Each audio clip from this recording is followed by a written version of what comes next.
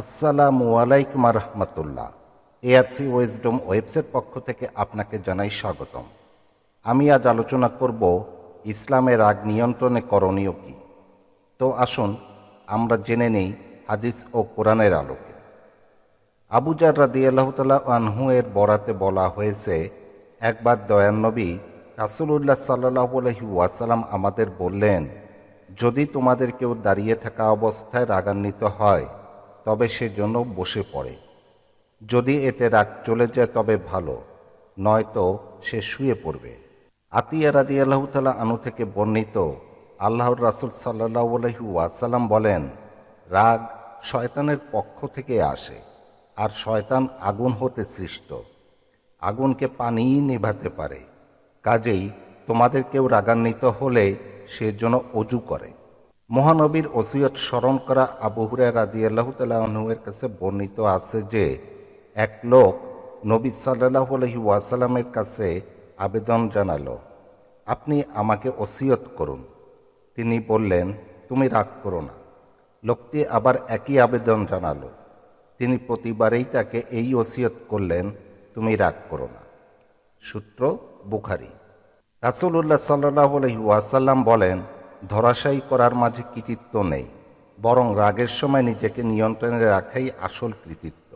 রাগের সময় আল্লাহর কাছে পানা চাওয়া।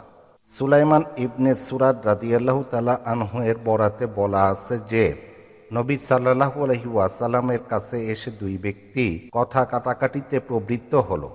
তাদের একজনের চোখ রাগে লাল হয়ে গেল। রাসূলুল্লাহ সাল্লাল্লাহু আলাইহি ওয়াসাল্লাম বললেন, আমি এমন একটি কালেমা জানি যা পাঠ করলে যে কারো রাগ দূর হয়ে যাবে, আর তা হচ্ছে, আমি বিতাড়িত শয়তানের থেকে আল্লাহর কাছে আশ্রয় চাই।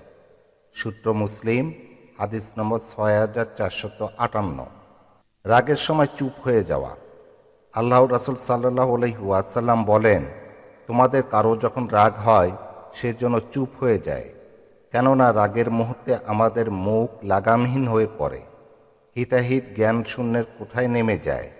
ফলে তখন এমন কথা মুখ থেকে বেরিয়ে পড়ে যার জন্য পরবর্তীতে অনেক পস্তাতে হয়। এক্ষেত্রে ক্ষণিকের নীরবতা ভবিষ্যৎ অনেক শঙ্কা থেকে মুক্তির মাধ্যম হিসেবে কাজ করে। রাগ দমনের সওয়াব।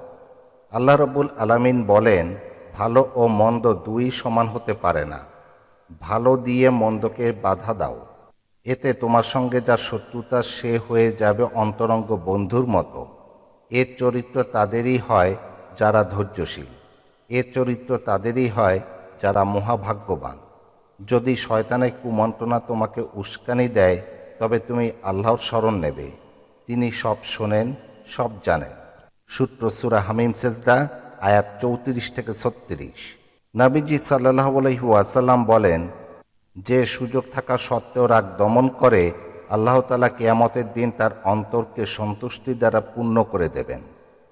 নবীজি সাল্লাল্লাহু আলাইহি ওয়াসাল্লাম আরও বলেন, সক্ষমতা থাকা সত্ত্বেও যে তার রাগ দমন করে, আল্লাহ কিয়ামতের দিন তার গোটা সৃষ্টির সামনে তাকে ডাকবেন এবং তাকে নিজের ইচ্ছা অনুযায়ী হুর নির্বাচন করতে দেবেন।